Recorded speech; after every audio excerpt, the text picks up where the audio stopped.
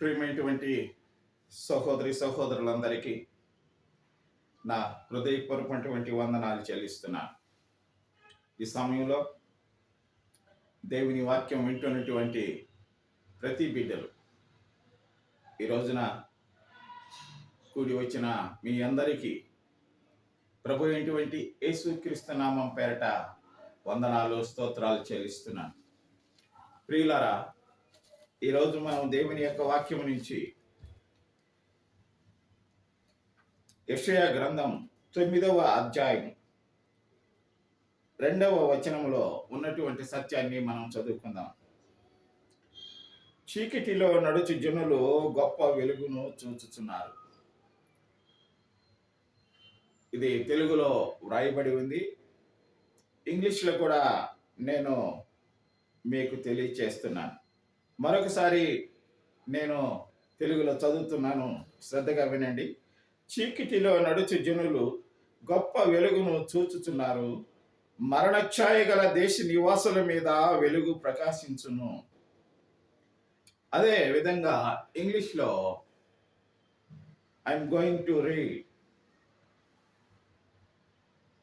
The people who walked in darkness have seen a great light. Those who dwelt in a land of a deep darkness, on them as a light shined. నా ప్రియులరా, మీరు విన్నారు కదా, ఈరోజు యొక్క దేవుని యొక్క వాగ్దానం, దేవుని యొక్క వాక్యం, దేవుని యొక్క ఆ సంతోషకరమైనటువంటి ఆ శుభవర్తమానాన్ని మీరు ఈ దినమున విన్నారు కదా ప్రియులారా.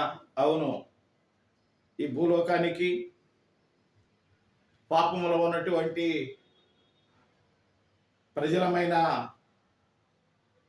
ఈ పాపము ప్రభుత్వం చేసేటువంటి మనపైన మనము ఘోర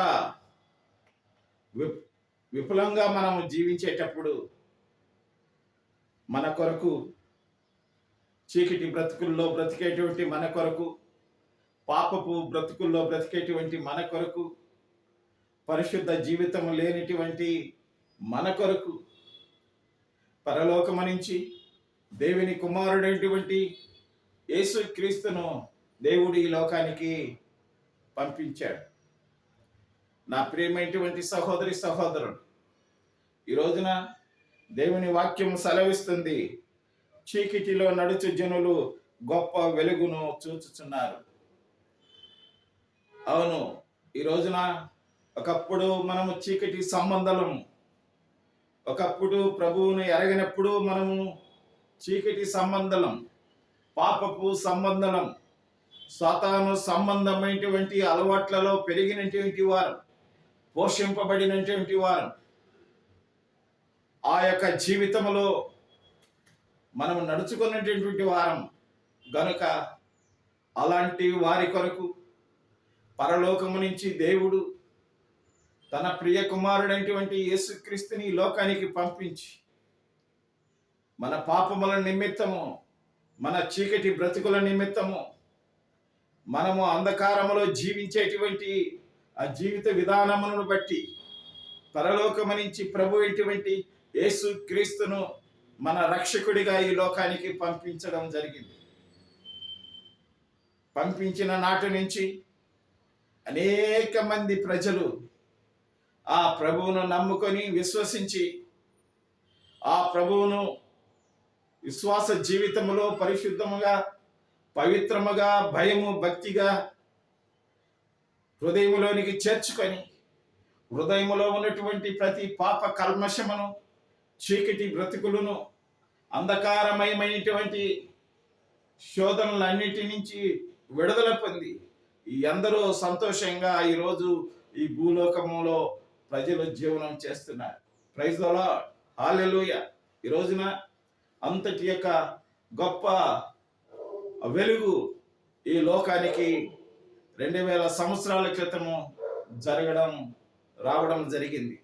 ఆ వెలుగు అంటే ఆ వెలుగే మన ప్రభు ఇటువంటి యేసుక్రీస్తు ఆ వెలుగే, దేవుని కుమారుడైనటువంటి యేసుక్రీస్తు ఆ వెలుగే మన పాపముల కొరకు కల్వరిగిరిలో ప్రాణం పెట్టి మన అంధకార యొక్క బ్రతుకుల కొరకు ఆ గొల్గొతా కొండపైన శిలువ మ్రాను పైన తన ప్రాణాన్ని త్యాగం చేసి పరిశుద్ధ రక్తాన్ని కార్చి మనలను ప్రేమించినటువంటి దేవుడు ఆ వెలుగే, ఈ లోకాన్ని సృష్టించినటువంటి దేవుడు ఆ వెలుగే, ఈ లోకానికి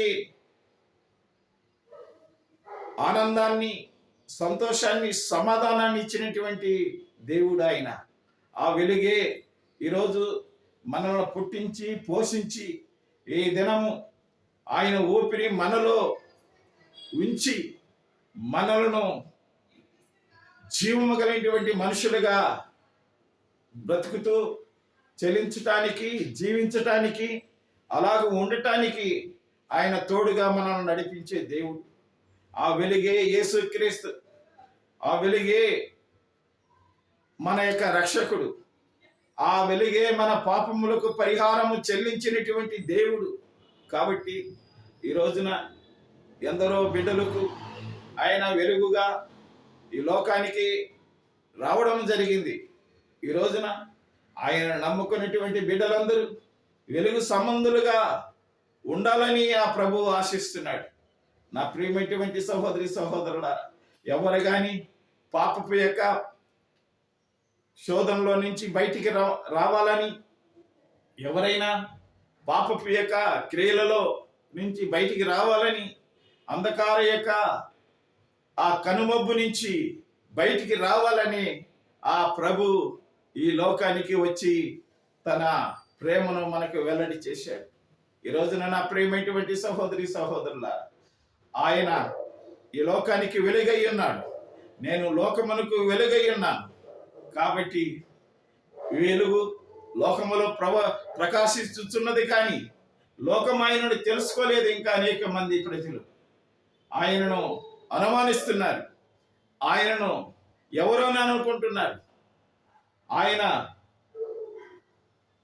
ఆయన యొక్క ఆలోచనలకు అడ్డముగా, ఆయన చిత్తానికి వ్యతిరేకంగా అనేక మంది ఈ లోకములో, భూలోకములో జీవనం చేస్తున్నారు. నా ప్రేమైనటువంటి సహోదరి సహోదరులారా, ఈ రోజున ఆ సృష్టికర్త అయినటువంటి దేవునికి ఎవరమైనా ఎదురుగా పోయేదానికి అవుతుందా?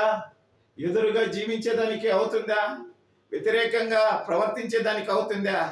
కాబట్టి ఈ రోజున ఆ సృష్టికర్త ఈ లోకానికి వెలుగుగా నిలబడి ఉన్నాడు.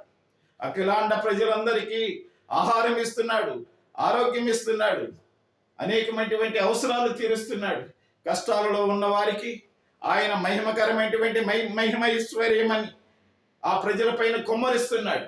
కాబట్టి నా ప్రియమైనటువంటి సహోదరి సహోదరులారా, ఈ రోజున ఆ వెలుగు సంబంధమైనటువంటి ఆ దేవుడు, వెలుగుగా వచ్చినటువంటి ఆ దేవుణ్ణి ఈరోజు చీకటి సంబంధమైనటువంటి ఈ భూలోక ప్రజలమైన మనము అర్థం చేసుకొని, పాపము లేని వారుగా మనము పుట్టినప్పుడే పాపస్థులము, కానీ పాపమును పరిహారం చెల్లించేటువంటి ఆ దేవుని నామము పేరట మనము క్షమించబడ్డాము. కాబట్టి ఈ రోజున మన పాపములు క్షమించబడ్డాయా లేవా అని మన జీవితంలో మనమే పరీక్ష చేసుకోవాలి. ఈ రోజున పాపమును వీడితే దేహానికి ఆరోగ్యకరం, చీకటి యొక్క సంబంధమైనటువంటి ఆ అలవాట్లు వీడితే మన ఆత్మకు, శరీరానికి నెమ్మది కలుగుతుంది. కాబట్టి నా ప్రియమైనటువంటి సహోదరి సహోదరులారా, ఈరోజు ఈ లోకంలో ఉన్నటువంటి ప్రతి అంధకార శక్తుల మధ్య, దుష్ట శక్తుల మధ్య, దురాత్మ శక్తుల మధ్య ఈ రోజున ఆ వెలుగు అయినటువంటి దేవుని కుమారుడైనటువంటి యేసుక్రీస్తు ఈ లోకమునకు వచ్చి ఆ చీకటి శక్తులన్నిటిపైన ఆయన ఆధిపత్యం వహించి ఈ రోజున అనేక మంది ప్రజలను తన బిడ్డలుగా చేసుకుంటున్నాడు.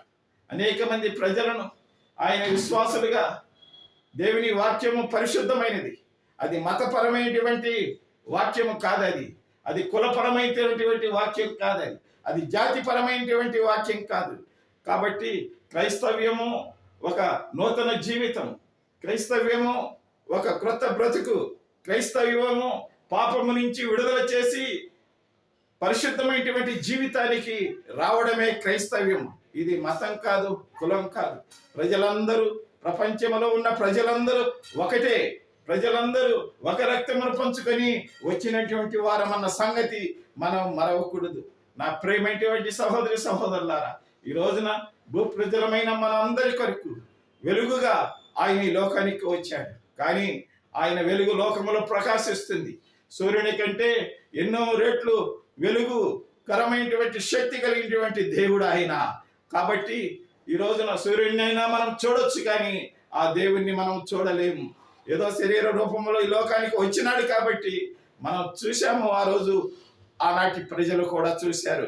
కాబట్టి ఈ రోజున నా ప్రియమైనటువంటి సహోదరి సహోదరులారా, ఆయన ఆ వెలుగు ఈ లోకంలో ఉంది. కాబట్టి ఈ రోజున ప్రతి ఒక్క చీకటి సంబంధమైనటువంటి మనుషులు, పాపపు సంబంధమైనటువంటి మనుషులు తమ బ్రతుకులను పరీక్షించుకొని వెలుగును ఆహ్వానించుకొని జీవితంలో ఒక మంచి మార్గమును ఎంచుకొని తాను, తమ పిల్లలు, తమ బంధువులు, రక్త సంబంధాలు అందరూ దేవుని రాకకు సిద్ధపడాలని ప్రభువు ఆశిస్తున్నాడు. అందుకే బైబిల్ గ్రంథంలో రాయబడినటువంటి సత్యము ఏలైనగా మనకు శిశువు పుట్టెను, మనకు కుమారుడు అనుగ్రహింపబడిను, ఆయన భుజముల మీద రాజ్యభారం ఉండును, ఆశ్చర్యకరుడు, ఆలోచనకర్త, బలవంతుడైనటువంటి దేవుడు, నిత్యుడగు తండ్రి, సమాధానకర్తయగు అధిపతి అని అతనికి పేరు పుట్టబడును. కాబట్టి నా ప్రేమైనటువంటి సహోదరి సహోదరులారా, ఆ వెలుగు సంబంధమైనటువంటి దేవుడు ఆయన